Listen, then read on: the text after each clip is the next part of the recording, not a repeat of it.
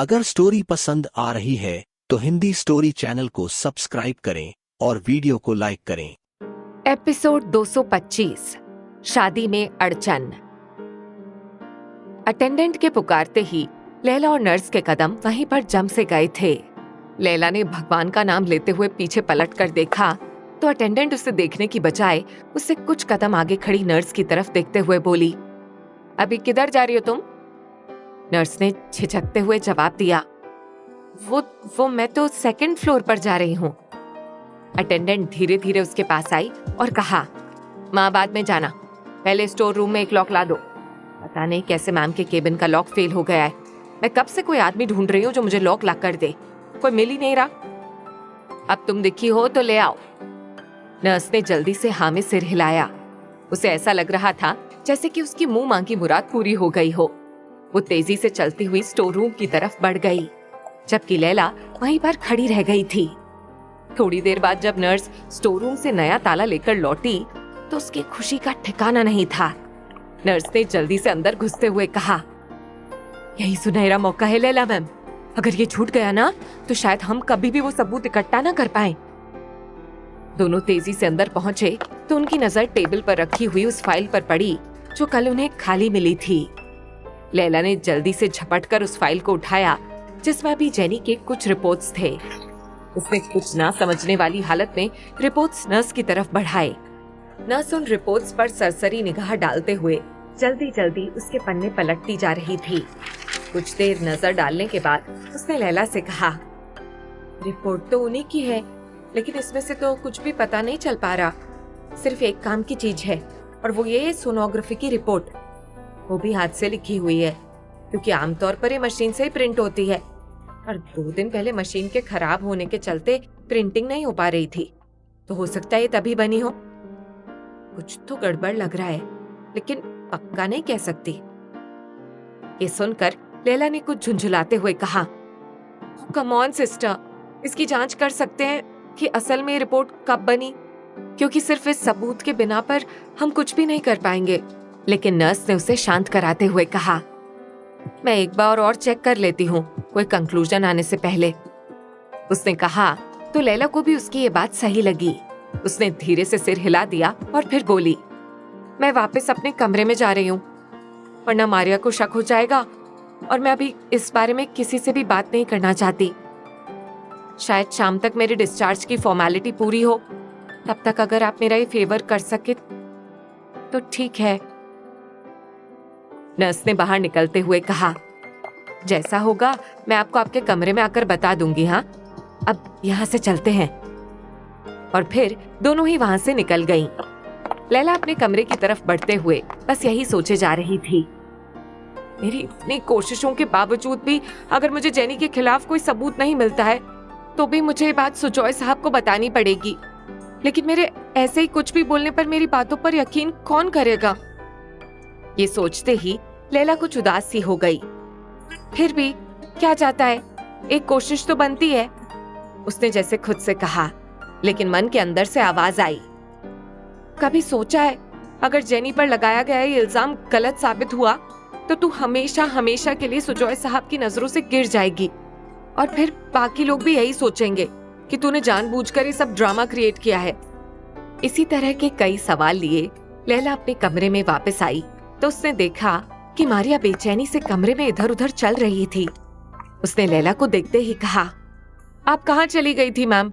मैं कब से आपको ढूंढ रही थी। अरे कुछ नहीं, बस यूं ही मन घबरा रहा था तो बाहर लॉबी में टहलने के लिए चली गई थी। लैला ने बिस्तर पर बैठते हुए कहा। मारिया का मन तो था कि वो वजह पूछे, लेकिन लैला को आराम करते देख उसे इस वक्त और स्ट्रेस देना उसे सही नहीं लगा। लैला बिस्तर पर लेटते हुए अपने ही ख्यालों में और उलझती जा रही थी।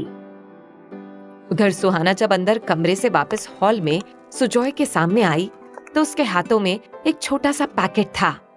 उसने वो पैकेट सुजॉय की तरफ बढ़ाते हुए कहा, आपको याद है भाई, एक बार हम दोनों जब माँ के साथ बंबई के सबसे बड़े ज्वेलर के यहाँ गए थे तो वहां आपको एक गोल्ड वॉच पसंद आई थी? सुजॉय ने याद करते हुए धीरे से कहा, हाँ, मगर ये तो बहुत पुरानी बात है। कम से कम 7-8 साल तो हो रहे होंगे इसको। तुझे इतनी पुरानी बात कैसे याद आ गई? तब सुहाना ने वो पैकेट सुजॉय की तरफ बढ़ाते हुए कहा, मुझे एक एक बात याद है भाई। कहकर उसने सुजॉय को बॉक्स खोलने का इशारा किया। सुजॉय ने जब उसे खोला तो उसमें एक बेहद खूबसूरत से गोल्ड चेन वाली वॉच मौजूद थी। ये देखकर सुजॉय के चेहरे पर खुशी और हैरानी दोनों के भाव बिखरते चले गए थे। उसने इमोशनल होते हुए कहा, मेरी छोटी बहन इतनी बड़ी हो गई कि अपने बड़े भाई की ख्वाहिश पूरी कर रही है। वैसे बेहद खूबसूरत है, तुझे थैंक यू तो नहीं कहना पड़ेगा ना? सुहाना ने उसका चेहरा गौर से देखते हुए कहा, मुझे थैंक यू नहीं चाहिए भाई, मुझे बस आपकी खुशियां चाहिए। और आपकी खुशी किसमें है ये पहचान कर उसके लिए सही फैसला लेना ही आपकी सबसे बड़ी जिम्मेदारी है। हर बहन की तरह मैं भी बस आपको खुश देखना चाहती हूँ, और मुझे अच्छे से पता है कि आप जो करने जा रहे हैं उसमें आपकी खुशी नहीं है। सुहाना की आखिरी बात सुनकर एक बार फिर से सुजॉय ने नजरें झुका ली थी। उसने धीरे से कहा, अब इन सब बातों के बारे में सोचने का वक्त जा चुका है सुहाना। अब तो जो है बस उसे ही जीना है।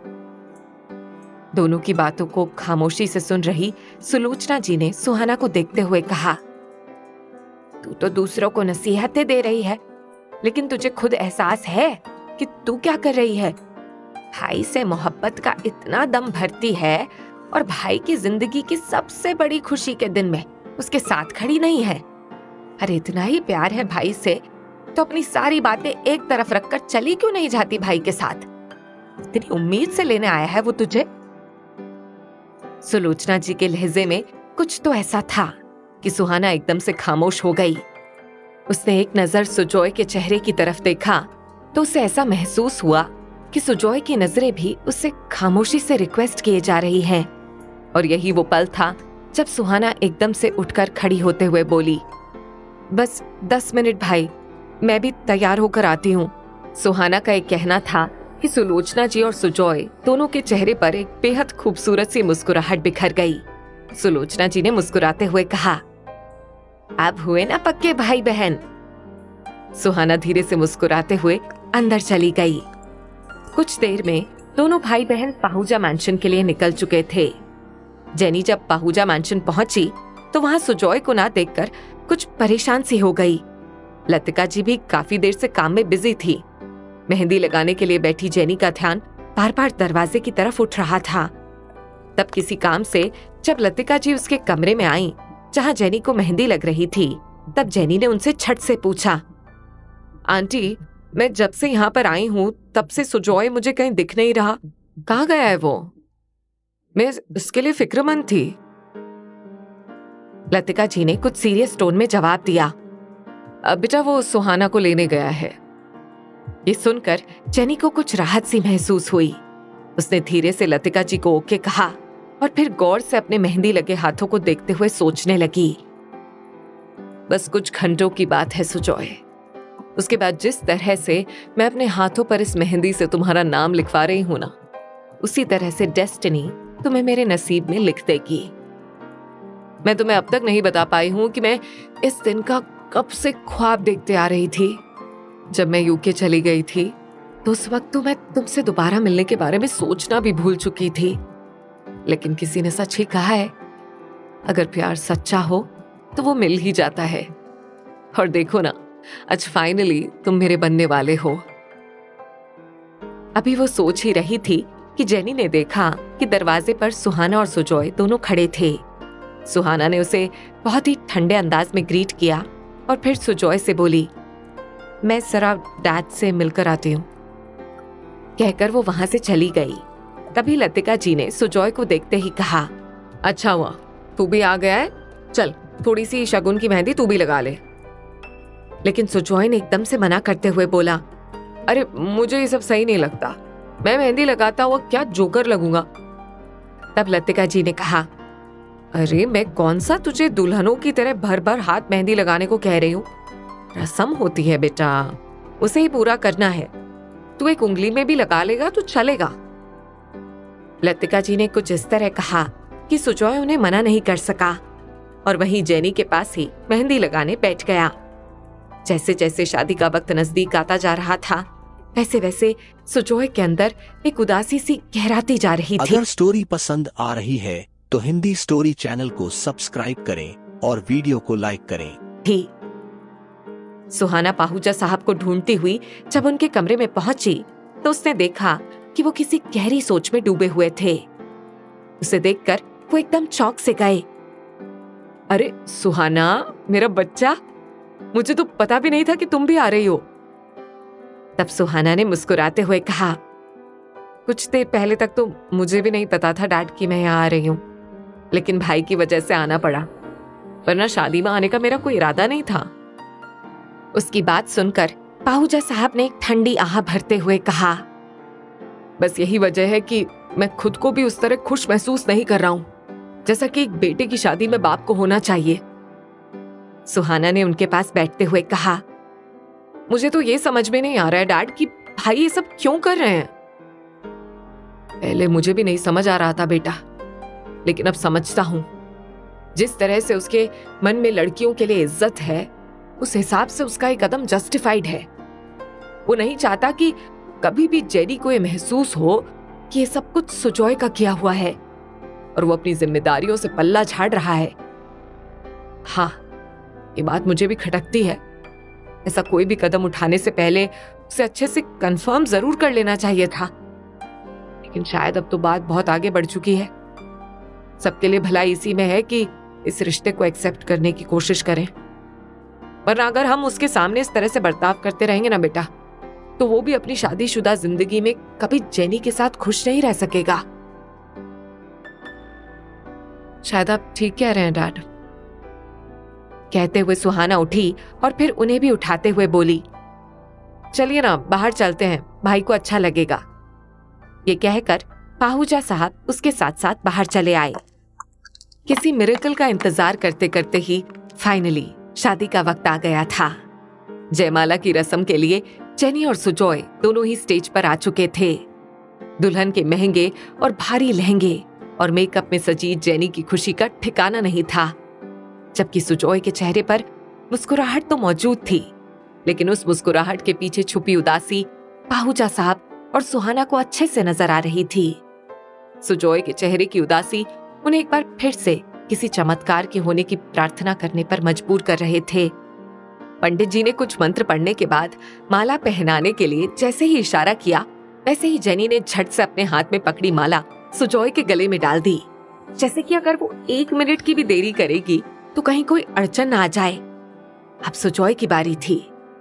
जेनी की गर्दन की तरफ बढ़ते हुए उसके हाथ उसे ऐसे महसूस हो रहे थे जैसे कि बहुत भारी हो गए हैं और उससे वो माला उठाई भी नहीं जा रही हो। उसके अंतर मन से जैसे आवाज आई, तुमने फैसला खुद से लिया है सुजॉय, तो अब सोचने और देर करने से क्या फायदा है। तुम्हें शादी की सारी रस्म पूरी करनी है, तो चलो शुरुआत करो अब। सुजॉय ने गहरी सांस ली और फिर हाथों में थमी माला जेनी के गले में डालने के लिए अपने हाथ ऊपर उठा दिए। जेनी के चेहरे पर जीत भरी मुस्कुराहट बिखर गई। माला और जेनी के गले के बीच की दूरी बस कुछ ही इंच बची हुई थी कि तभी स्टेज से कुछ दूरी पर से आवाज आई, रुक जाइए सुजॉय साहब। क्या लैला सबूत के साथ वक्त पर पहुंचकर रोक देगी सुजॉय की शादी? हिंदी स्टोरी चैनल को सब्सक्राइब करें।